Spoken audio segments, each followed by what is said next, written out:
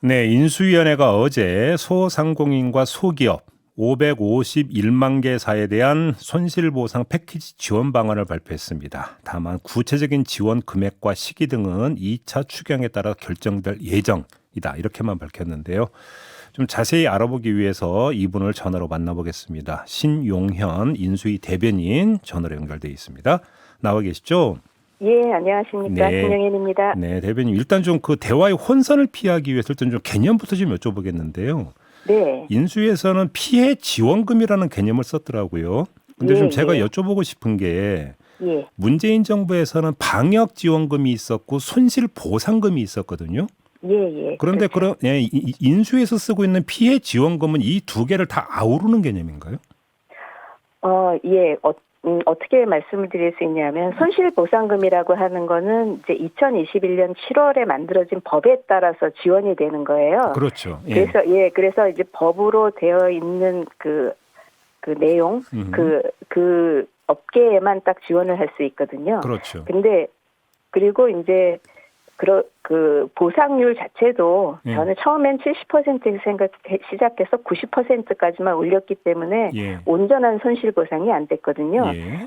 그래서 이제 여기에 어떤 문제가 있었냐면 뭐 여행업이라든지 뭐 전시 컨벤션이라든지 이렇게 법에 해당되지 않은 분야는 손실 보상금을 지원할 수 없고, 예. 그다음에 이제 소급해서도 지원할 수도 없고, 이 부분이 이제 굉장히 불만을 샀었습니다. 네네. 그래서 이런 거를 커버해 주는 거를 피해 지원금이라는 이제 넓은 의미로 만들어서요. 예. 법으로 지원할 수 있는 거는 지원하고, 예. 그 외에 지원하지 못했던 이제 사각지대라든지, 그다음에 이제 그 소급해서 지원해야 되는 거는 법을 소급할 수는 없기 때문에 네. 그걸 피해 지원금이라는 개념으로 보상을 하겠다. 그렇게 이해를 하시면 되겠습니다. 그러니까 중간 정리를 하면 지금 손실보상법에 따른 손실보상금은 별도로 다시 지급할 계획은 없다로 이해를 하면 되는 거잖아요. 그러면. 그렇죠? 그거는 이제 법에 따라서 지급이 되는 거죠. 그러니까요. 손실보상금은 법에 따라서 지급이 되는 거고, 그거는 이제 법에 어떻게 어떤 영역, 뭐 예를 들면 집합금지의 명령에 해당됐던 업종에 대해서 뭐 몇 % 이렇게 할 수 있기 제가 때문에 이 질문을 드린 이유는 어제 인수위 예. 발표를 보니까 소급 적용은 안 하는 걸로 일단 좀 정리가 된 것 같고, 그 다음에 예. 근데 또 이제 100% 손실보상 이야기는 나왔거든요. 그래서 이건 예. 어떻게 정리가 되는 겁니까? 예. 그래서 손실보상금은 소급 적용을 못하기 때문에 네. 소급 적용 못하는 부분은 피해 지원금이라는 별도의 이름으로 지원을 하겠다 하는 겁니다. 그래서 네. 대원칙이 온전한 손실 보상을 하는 거거든요. 그래서 이제 아까 제가 드렸던 질문이 바로 그건데, 그러니까 피해 지원금이라고 하는 거에 이게 다 그러니까 포함이 된다고 보면 되는 거죠. 이해를 하면. 그 전체적으로 보면 그런데 이제 저희가 항목을 손실보상금은 법에 의해서 지원해야 되는 거기 때문에 예산 항목상 손실보상금 예산은 따로 있을 거고, 네네. 그 더하기 피해 지원금이라는 그 알겠습니다. 예산 항목이 있겠죠. 예. 자, 강론으로 들어가서 일단 그 영업이익 감소액 총 규모를 한 54조 원으로 추산을 했던데요. 예. 어떤 근거로 이렇게 지금 그 계산을 한 건가요? 이게 뭐 국세청하고 중기청 고용노동부 자료를 다 받아서 조사를 한 거로 알고 있습니다. 그래서 제가 이제 저도 이게 궁금해서 여쭤보니까 2019년을 이제 기준으로 해서 2020년, 2021년 그 영업 그 이익액이 얼만큼 줄었는지를 계산을 해냈다고 합니다.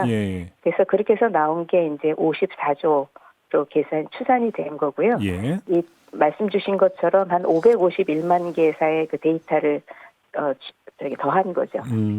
근데 근데 어제 인수위가 밝힌 이제 큰 틀은 이 피해 지원금을 차등 지원한다라는 거잖아요. 예, 그렇습니다. 예. 차등 지원을 그 선택한 이유하고 그러면 어떤 기준으로 그러니까 이게 나누겠다라는 계획인가요? 그러니까 여태까지는 이제 현 정부에서는 정액 지원을 했잖아요. 예. 그러니까 뭐 100만 원씩, 뭐 300만 원씩 이제 이렇게 했는데, 이게 이제 사실은 손해를 많이 보신 분도 있고, 뭐 좀 적게 보신 분도 있고, 이런 거가 있기 때문에 실질적으로 피해를 본 만큼을 보상하는 거를 원칙으로 한 거거든요. 예, 그러다 보니까 이제 차등 지원을 하겠다. 그러니까 손해를 많이 본데 지원을 많이 하고 예. 그다음에 그동안에 손해를 봤는데도 불구하고 지원을 받지 못했던데도 지원을 하겠다 하는 게 이제 대원칙입니다. 그러면 일단 궁금한 게 윤석열 당선인이 대선 과정에서 이제 그 1,000만 원 지급을 그러니까 약속한 바가 있잖아요. 예. 그래서 이제 많은 언론은 어떤 식으로 계산을 했냐면 예. 문재인 정부에서 지원금으로 한 번 100만 원, 그 다음에 300만 원을 지원을 했기 때문에 예. 그러면 1,000만 원에서 400만 원을 빼고 600만 원을 일괄 그러니까 지급하는 것으로 다 그렇게 생각을 했었는데 어제 차등 지원 카드가 나왔거든요. 이게 그럼 예, 입장을 바꾼 거라고 봐야 되는 겁니까? 그렇죠. 그러니까 일률 지급은 아닌 거는 확실하고요. 예. 차등 지원을 하는 거고요. 예. 지금 이제 저도 언론을 이렇게 보니까 이게 뭐 처음에 약속했던 것보다 이제 혜택이 줄어드는 거 아니냐. 혜택이라고 하기보다는 이제 그게 줄어든 거 아니냐. 이제 그런 걱정들을 많이 하시는데요. 어쨌거나 저희가 준비한 안을 지금 뭐 구체적인 액수를 얘기를 하지는 못하지만 현 정부가 지원했던 규모보다는 훨씬 두텁고 또 넓게 지원하는 안이 마련이 돼 있고 또 아까 이제 말씀드렸던 것처럼 그동안에는 지원받지 못했던 그 사각지대가 굉장히 많았었습니다. 그래서 이제 그런 쪽에 한 수십억 개 업종에 대해서 피해 지원금이 신규로 이렇게 지원될 것을 이제 검토하고 있고요. 그다음에 기존에 이제 아까 말씀드렸지만 법에 의한 손실보상금 경우도 이제 보정률이 뭐 맥시멈 90%밖에 안 됐지만 지금 그것도 100%로 상향하려고 하고 있고 그리고 분기별로 주는 지급 하한액이 있습니다. 대부분의 이제 소기업이 이 액수가 워낙 작기 때문에 하한액을 받는 분들이 굉장히 많았거든요. 근데 그 하한액도 좀 대폭 올리기로 했습니다. 그래서 그 구체적인 내용이 사실은 추경이 확정이 안 됐기 때문에 그 말씀을 못 드려서 이제 이런 오해들이 생길 수는 있는데요. 뭐 저희가 다시 말씀드릴 수 있는 거는 기존보다는 훨씬 더 좀 그 대상도 넓어지고 더 두텁게 그리고 이제 지원한다. 지원도 두터워지고 그렇다고 말씀드릴 수 있습니다. 그래서 제가 인터뷰를 시작하면서 용어부터 여쭤봤던 이유가 바로 여기에 있는데요. 그러니까 그러니까 규모에 따라서 차등 지원을 한다면 사실은 그건 손실보상 개념이라고 봐야 되는 거 아니냐. 그러면 그거는 기존 손실보상 체계 속에서 해소를 하고 그러면 지원금이라고 하는 것은 보상 개념은 아니니까 일률적으로 가야 되는 거 아니냐. 이래서 이제 그 피해 지원금이라는 개념도 여쭤봤던 거거든요. 그 말씀이 맞는데요. 이게 이제 기존의 법에 의해서 손실보상금이라는 용어를 썼기 때문에 그래서 이렇게 지금 구분을 해서 나가는 것 같습니다. 알겠습니다. 아무튼 그러면 지금 추경 규모는 인수위 차원에서 어느 정도로 짰는데 지금 그 시기를 조율하고 있는 겁니까? 그러니까 다 완성이 안 된 겁니까? 그러니까 코로나 특위 차원에서는 이제 이 정도를 지원해야 된다 하는 거가 이제 경제 일분과 우리 예산을 다루는 경제 일분과하고는 얘기가 일단 돼 있습니다. 근데 추경안은 이제 전에 추경호 간사 지금 경제부총리 후보자죠. 그분이 이제 새 정부 출범하고 바로 추경안을 올릴 수 있다고 이미 공언을 했잖아요. 그래서 이제 그 정부가 추경안을 짜야 되고 그리고 국회에서 이제 통과해야 되기 때문에 내부적으로는 작업이 어느 정도 돼 있는데 저희가 미리 말씀을 드릴 수는 없는 상황입니다. 그러면 예를 들어서 이제 그 분과와 특위 간에 경제분과 쪽에서는 추경 규모를 대충 잡았고 특위하고도 공유를 하고 있는데 다만 발표를 안 하고 있다 이렇게 이해하면 되는 거예요? 그렇게 이해를 해주시면 될 것 같습니다. 그래야 이제 새 정부 출범하자마자 그 추경이라고 하는 게 이제 예산을 다 짜야지 어떤 항목이 얼마 이렇게 예산을 짜야지 추경을 바로 낼 수 있는 거잖아요. 그래서 그 준비를 하고 있습니다. 그러면 그 추경안이 그 국회로 이제 바로 넘어간다고 하는데 이게 그 정부 출범하자마자 바로 넘어가는 건 맞습니까? 출범하자마자 바로 내도록 준비를 하고 있다고 저는 그렇게 듣고 있고요. 그렇게 되면 이제 국회 통과가 또 이제 문제가 되겠죠. 근데 아마 민주당 쪽에서도 이쪽은 손실보상 빨리 해야 된다고 얘기를 하고 있기 때문에 국회에서는 빨리 통과될 거라고 기대를 하고 있습니다. 알겠습니다. 근데 지금 소상공인이나 자영업자들 쪽에서는 이게 이제 그 대선 과정에서 소급 적용까지도 이야기했는데 지금 이게 또 물러섰고 차등 지원 이런 거에 대해서는 불만이 많은 것 같던데 어떤 말씀 주시겠습니까? 그러니까 소급 지원은 물러선 게 아니고 소급 지원이 아까 말씀 주신 것처럼 피해 지원금 이라는 이름으로 이제 소급 지원이 되는 거죠. 그렇게 이제 해석을 한다. 소급 지원을 해주기 위해서 좀 넓은 개념의 피해 지원금이라는 거를 도입을 한 거죠. 알겠습니다. 좀 다른 문제 한두 가지 좀 여쭤볼게요, 대변인님. 이게 또 이제 그 코로나 대응 특위하고 연결이 될 수밖에 없는 문제인데 실외 마스크 착용 문제 있잖아요. 예. 아마도 그 정부가 오늘 이걸 발표를 할까라고 지금 다들 언론이 보도하고 있던데 인수위 쪽의 평가는 어떻습니까? 저희 인수위에서는 사실은 실외 마스크를 그러니까 마스크 프리 선언은 조금 좀 신중하게 해줬으면 좋겠다 하는 의견을 이미 이제 말씀을 드렸고요. 네. 뭐 이 정부에서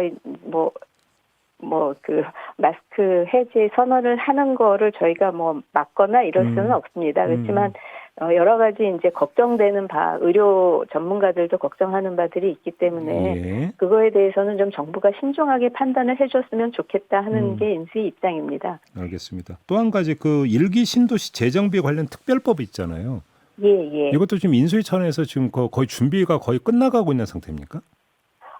이거는 특별법은 인수위 차원에서 준비를 한 게 아니고 이미 국회에 그 개정안이 발의가 되어 있는 것으로 알고 이미 있습니다. 되어 있나요? 그러면 바로 지금 추진을 한다라는 건가요? 입법 추진을? 그렇죠. 입법 추진을 바로 하려고 하는 거죠. 아, 그래요? 예. 그래서 특별법 안에 그 용적률 상향하는 거 그리고 안전진단을 간소화하는 거 이런 내용이 이미 들어 있고요. 네. 사실은 이 부분은 이제 민주당도 같이 공약을 했었던 내용으로 알고 있습니다. 그런데 그래서 이게 과정에서 인수위 쪽에서 이게 신중히 천천히 검토한다라는 이야기가 나와서 이게 이제 상당히 논란이 된 바가 있었는데 그때 그럼 그 보도는 어떻게 나오게 됐던 겁니까?